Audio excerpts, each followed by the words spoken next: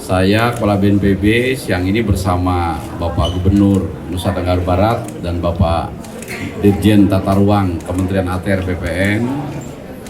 Atas undangan Bapak Gubernur, baru saja kita melakukan rapat koordinasi. Ada dua agenda. Yang pertama adalah tadi dengan Bapak Dirjen Tata Ruang, dengan pemerintah provinsi dan kabupaten kota seluruh Nusa Tenggara Barat sudah ada komitmen yang sangat menggembirakan ya, bahkan bagi kami dari sudut penanggulangan bencana ini betul-betul luar biasa, karena untuk tata ruang resiko bencana ini Pak Gubernur Nusa Tenggara Barat ini sudah masuk dalam pembahasan RPJMD ya, rencana pembangunan jangka menengah daerah per 5 tahun. Nah, ini yang mungkin menjadi contoh bagi pemerintah provinsi dan kabupaten kota yang lain yang masih belum memasukkan, mempertimbangkan adanya tata ruang wilayah ya, yang nanti dijelaskan oleh Pak Dirjen, atau bagi dari sudut bencana ada kajian resiko bencana, kawasan rawan bencana dalam membangun suatu daerah dalam meningkatkan kesejahteraan masyarakat.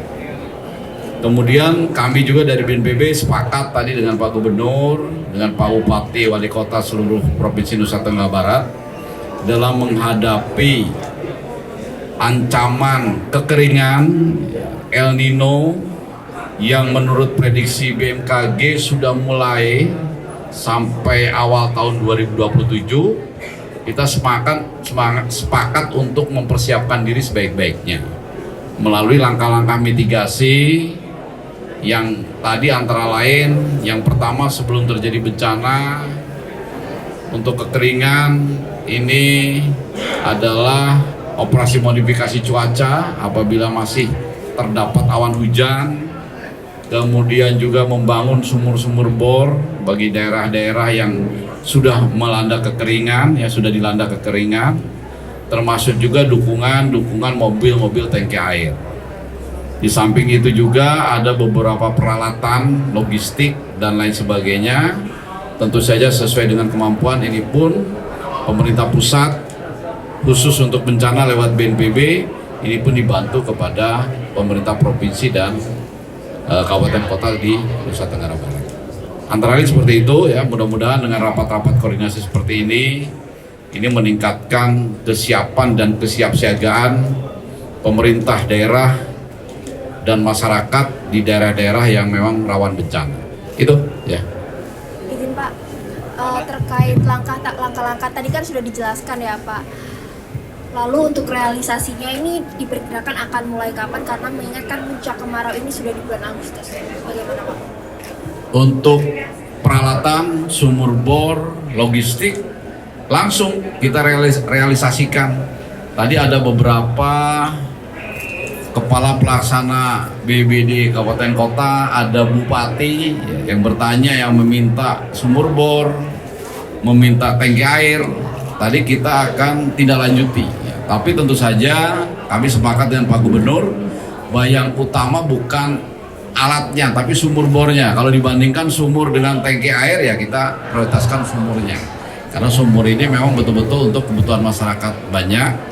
Tetapi kalau sumur pun di situ digali tidak ada air, pipanisasinya juga tidak bisa karena memang daerahnya sangat kering. Satu-satu jalannya memang harus didukung mobil tangki air, ya kita dukung mobil tangki air. Seperti itu ya.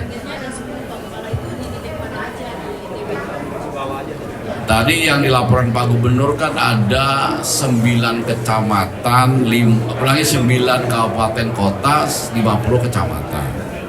Nah, tentu saja untuk titik-titiknya kita akan berkoordinasi dengan masyarakat ya. Tentu saja paling tahu itu masyarakat terdampak. Setelah rapat ini kita akan tindak lanjuti dengan koordinasi. Tentu saja untuk tahun 2026 ini tidak mungkin semua 50 kecamatan itu terdukung.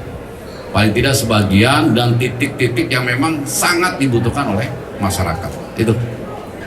Izin Pak, satu lagi terkait karhutla dan juga kekeringan di Aceh dan juga Muara Jambi, Pak. Bagaimana Pak tanggapannya terkait ini? Kalau kekeringan karhutla di provinsi prioritas Jambi, Riau, Sumatera Selatan, Kalimantan Barat, Tengah, Selatan itu sudah tergelar Satgas Darat, Satgas Udaranya sudah tergelar di sana. Per hari ini sudah terjadi kebakaran, tetapi sudah bisa dipadamkan.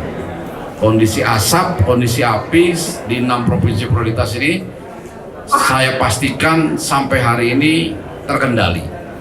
Nah, tapi kita tidak perlu lengah. Ini masih panjang, ya, jangan sampai kejadian 2019 terjadi kebakaran yang besar, ini terjadi lagi. Itu yang menjadi target bagi kami dan seluruh masyarakat, jangan sampai itu terjadi lagi. Itu.